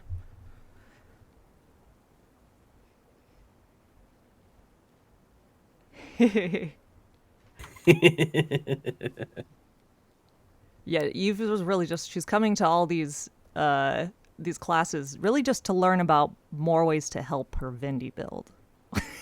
Gotcha. Yes. Yeah. You want them to start taking to the limit. Yeah. Yeah, at one point, Eve actually had me help her go through all the healer classes to see which ones output vigor. Yep. Let's see. There's another class. I think Tempest has a skill that just gives endurance as well, I believe. Does Yeah, it? I think so. I know that Tempest gives vigor. I think there's a skill that gives endurance. I'll That have to sounds look at Tempest familiar. again. Yeah. I don't touch it often enough to know for sure, but it does sound familiar. Yeah, neither do I. It's not something I'm super familiar with. Yes, I will look at my Tempest actually after this is done. Let's go in there. Okay, good. There we go. Complete that. Okay. Yeah, I'm kind of curious to see. So I know we've got a engineer class coming up. But as we continue on with voting for classes, I'll probably start doing ones for, I know that like initially for Necromancer, we went ahead and we had Zargle do like a Reaper specific one and a Scourge specific one. And probably what I'll start doing after we get through all the base classes is being like, okay, what elite specs do we want to like focus on? Do we want to have like a full session just to really like drill down on the ins and outs of Bladesworn or something like that, or like Kandi Zerker, and have people practice their rotations and stuff like that? Yeah, no, I'd be happy to help with that too. Nice. I am extremely well versed in Zerker, extremely well versed on Spellbreaker, both of which I basically hit bench when I am feeling it. And Bladesworn I recently got back into, mostly because of this, and I'm hitting about 2K under bench. Kandi Warrior, I'm a disaster. I'd need a little more time, but Kandi Zerker, I could relearn that. Yeah, it sounds like the RNG on that doesn't exactly help. No, it is definitely a special one. Yeah. For those of you first, starting to get used to Warrior, Power Zerker is honestly probably the coziest one to learn, I would say, anyway. Power Zerker, definitely. If you're looking for something a little on the easier side, just Axe is going to be easier than Axe Greatsword. You could add in Greatsword later, add in that loop later. Yes. But you basically just Berserker, try to stay pretty simple. in Zerk and decapitate constantly. Yep. Yes. So Greatsword is basically when your Blood Reckoning comes back off cooldown, you're going to be switching into the Greatsword. You're going to F1 heal. So it's your F1, your heal, your F1. Then you Greatsword 2, Greatsword 4, and then while the Greatsword 4 is traveling through the boss, you F1 and then weapon swap. You want to do it quickly. The reason for that is your Greatsword 4 will do damage when it goes out, and it will do damage when it comes back in. You have more stats when you're on your Axe than when you're on your Greatsword. So your Greatsword 4, if you are quick enough, when it comes back, it will do more damage than when it goes out because of Axe Mastery giving you additional ferocity. Oh. Yes, kind of like Greatsword 5 in Dashiro.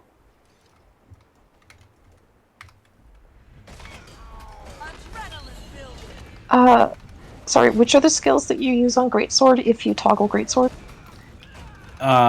It's F1, heal skill F1, 100 blades, and blade trail. So 2 and 4. So you should be saving the Blood Reckoning for when you're in your Greatsword loop? Correct. Can you use Headbutt off cooldown? So yes, you're using Headbutt off cooldown, and if you're doing your rotation correctly, it will always come off cooldown in your Axe.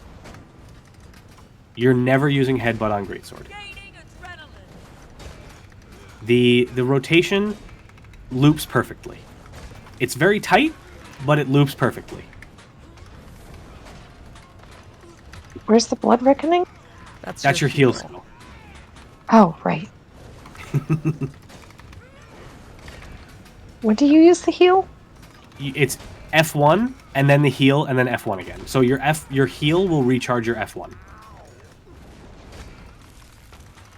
And you're trying to get in, it's like 3 decapitates before you swap over to Greatsword, right? I don't actually... I think that's what it is. It's more than 3. It's somehow off cadence here. It's basically... I just go based on my actual weapon skills, right? So it's... boom... Oh man, I got out of the Zerk because I waited too long. 1 decapitate... Basically, okay, so you're decapitating. You are X2, X3, decapitate. X4, X3, decapitate.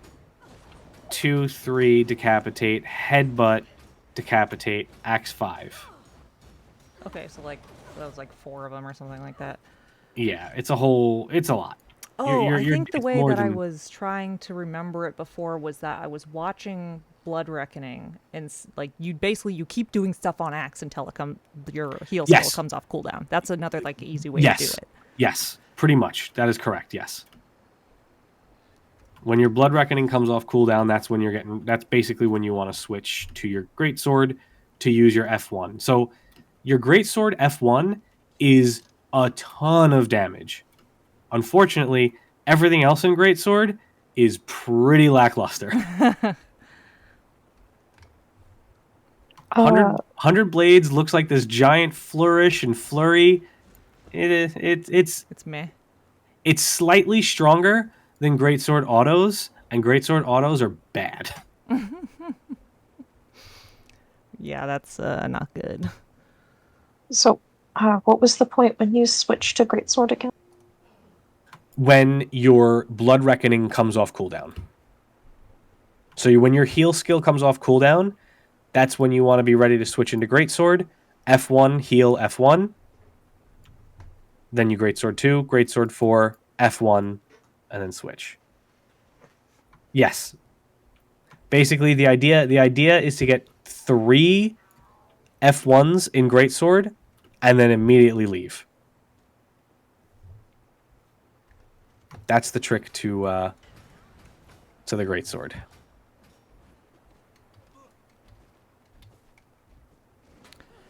And then I haven't even looked at Spellbreaker rotation, really. My Blood Reckoning is only refilling the first bar. Oh, you okay. need to be in Berserk. Yes. Oh, you meant in Berserk. I thought you Yes, were talking sorry. about the other one. Sorry. No. That's okay. Yeah, you basically want to be constantly in Berserk. So you start off by, like, you headbutt out and then outrage to stun break yourself.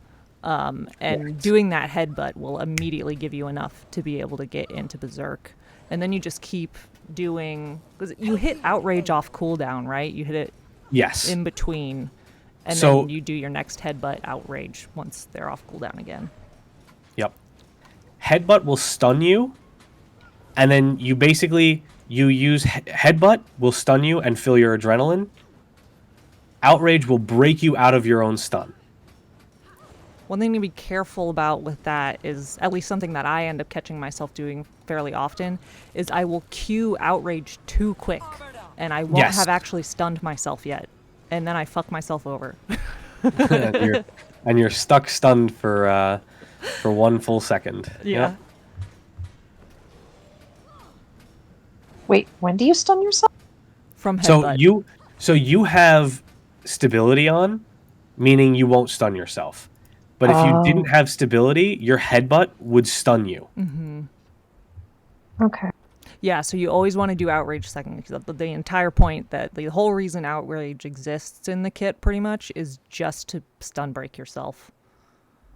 But I mean, it also extends Berserk, because Outrage will come off cooldown before Headbutt comes off cooldown. So you'll go ahead and you'll hit Outrage on its own once, and then the next time you'll save it for when Headbutt is going to be ready. Correct. Yeah, 2 to 1. Perfect.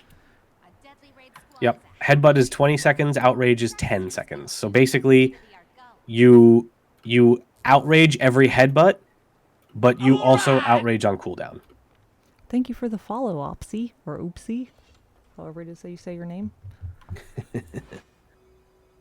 Yeah, honestly, Power Zerker, I think, is pretty darn fun.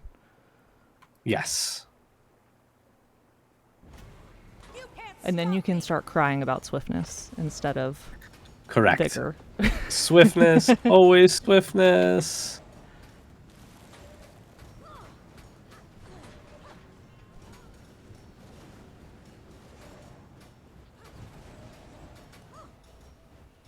Yeah, you always have something to complain about then, yeah.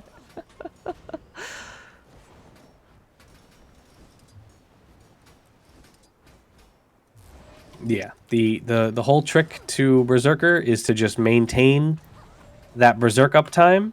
It's very easy to do because of that Smash Brawler trait.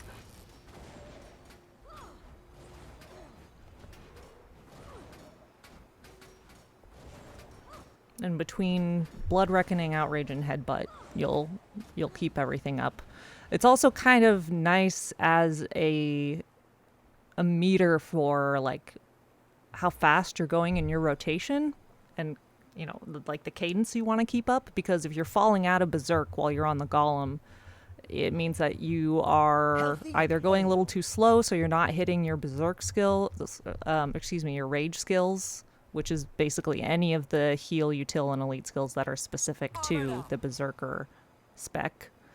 Yep. It means that you're either not hitting those often enough, or your rotation's slow enough that you are not, you know, hitting those often enough, essentially.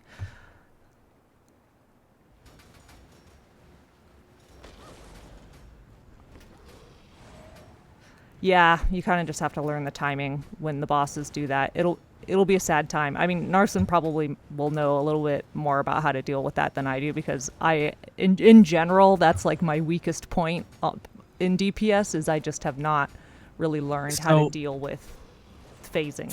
For a lot of bosses, even when they're phasing, there are things that you can be hitting, right?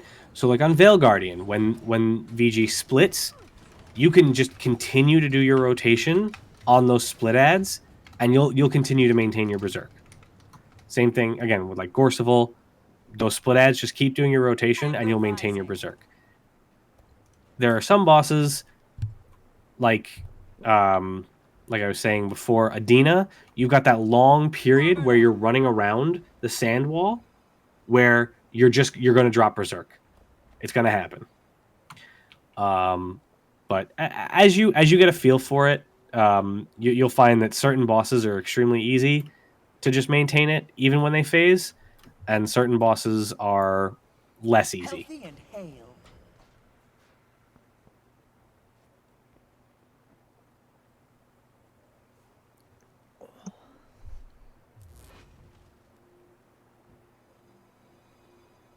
So it's kind of a trick that once you start playing it, you'll get the hang of it.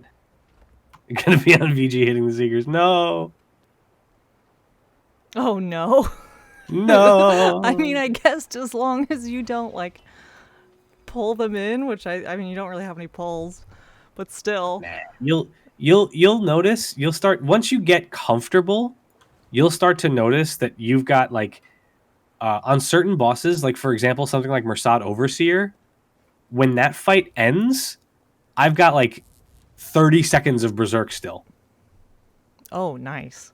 And it's just like I'm sitting there like, all right, now we open the door, and now I have to wait for my Berserk to end before I can ready, because otherwise it's just gonna run out as I start the next fight. Oh yeah, it stacks. So the way Smash Brawler works, every time you hit with your F1 skill on Greatsword, you add 2 seconds to your Berserk timer. And on Axe, you add 1 second. On top of the 5 seconds you get, the 2 seconds you get for using your heal skill. 2 seconds you get for Headbutt. And then you get 4 seconds for Outrage. Wait, how do you get 4 from that one? Maybe it's 3. I'm sorry. No, it's 3. So if you're because close, the extended duration increase. yes, if you're close to an enemy, you get 3 seconds instead of 1.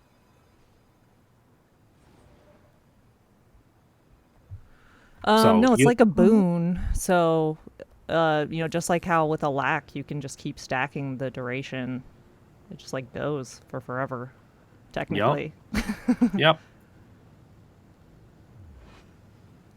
Yeah, absolutely. No, it's not Ask away. okay. We're not about asking questions here.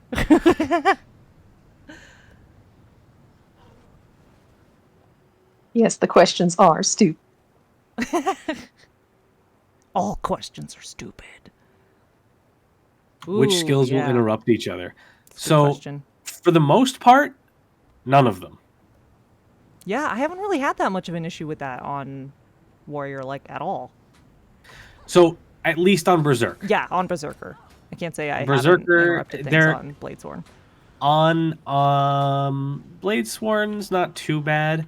Spellbreaker, you'll run into an issue with Axe 4 and Dagger 3, but that's really it. On Berserker, there's not much you're going to interrupt with. I mean, whatever you're doing, your F1 will typically interrupt it, but you probably want that to be happening anyway. Yeah. You want to chop off as many heads as you can. Yeah. Oh, okay. I did see that. So the only thing you want to be careful of is not interrupting your Whirling Axe. That's true. So you can interrupt your Whirling Axe. That you do have to wait out, but that's it. Everything else you can just start queuing up. Greatsword 4 if you do it too quickly. Greatsword 4 in relation to... Oh, like Greatsword 4 will interrupt 2? Greatsword 2, yeah. Okay. So those are really it. So your Greatsword 4 will interrupt 2, and whatever you cast, your F1 will interrupt your Whirling Axe. But otherwise, nothing else will get interrupted.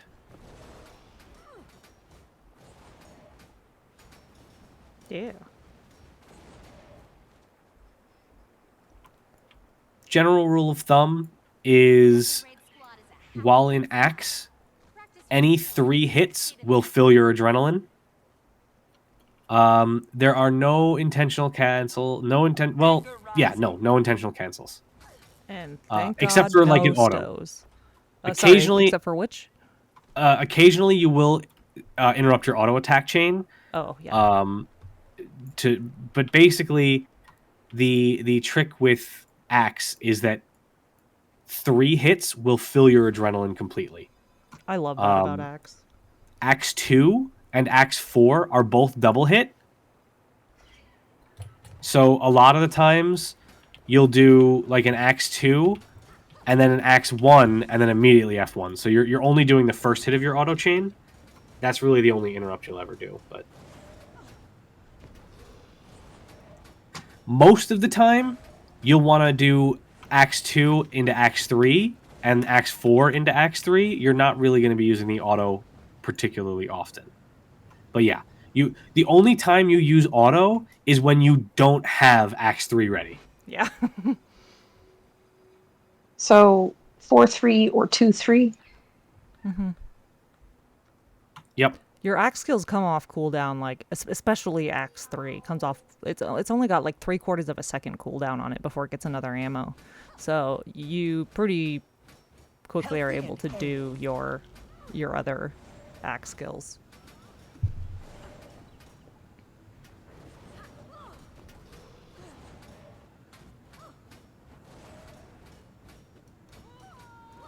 Yeah, and then 5. Brrr.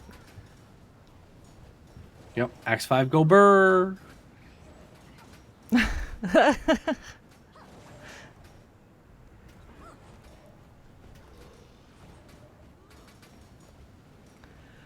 All right, well, let's see. I think, actually now we're just now hitting the official 2-hour mark, maybe because, I think it's doing that because of that DC that I had mid-session. Yeah, you had that DC early on. Yeah, which I'm glad I didn't have any more additional DCs. So I was worried after the ones I had earlier today. But yeah, I think we'll go ahead and wrap up there. Thank you so much, Narcin, for coming and for telling us all this stuff. Yeah, of course. If you've ever got any questions, you could message me on Discord or ping me in Discord, whatever. Discord's going to be the easiest way. Yeah. Or if I'm online, you can message me when I'm online too. But and I have been known to just like leave my game on overnight, and then people message me and they're like, "You ignored me," and I'm like, "No, I was in bed." Yeah. I'll definitely let you know if we're going to be doing some spec specific ones and stuff about scheduling that. Otherwise, everyone will be doing when is that? Hold on 1 second here. And if you ever want, you can send me logs as well, and I'll review your logs and take a look at your rotation and help you improve if you ever need. I should do that. There's so many DPS builds that I want to learn, and then I just don't do it. Well, the thing with Warrior is, in general, the rotations are, outside of Condi Warrior, the rotations are relatively simple. But the one thing they all have in common is that if you're getting the rotation generally correct, but your DPS is still kind of low, the answer is always press your buttons faster. Okay. And that basically that is the case for all of the different specs. Okay, that's good to know. All of them, if your DPS is a little low, it's because you need to be going faster. That's my general tip for all of Warrior. Hit your buttons faster. Yep. Let's see, that NG class is gonna be in March. It's gonna be March 8th. So a little less than a month from now, we'll have another class. Otherwise, for those of you who are interested in just watching me stream Guild Wars in general, I always try to stream full clear raids on Sundays, and then on Thursdays we do raids with my Guild Wars 2 Girls. And then sometimes I like randomly stream otherwise, but it's not really otherwise very scheduled. Yeah. Cool. Thank you everyone for coming who came to the stream and chat. I'm going to also export this to my YouTube where I have all of the classes in a playlist since stuff gets deleted off Twitch eventually. It's just the same as my Twitch. It's Zoalera. Those of you in the guild, I'll be posting the VOD, or rather the YouTube upload in the announcements channel. And yeah, Narcin, you have your own recording, but also like you can see the announcements channel in the guild Discord, so you're welcome to grab it from there if you want. Yep. If you want to have Nutmeg in your recording that you share with people. I know she's a very important part of this stream, the little cinnamon roll curled up in the cat cam. Listen, that's half the reason people show up, I assume, right? You know, I assume people love, you know, the cat's the best part. You get a cat cam or a dog cam, and you know, yeah, you're set. You're set. All right, I'll go ahead and end the stream there. Thanks, everybody.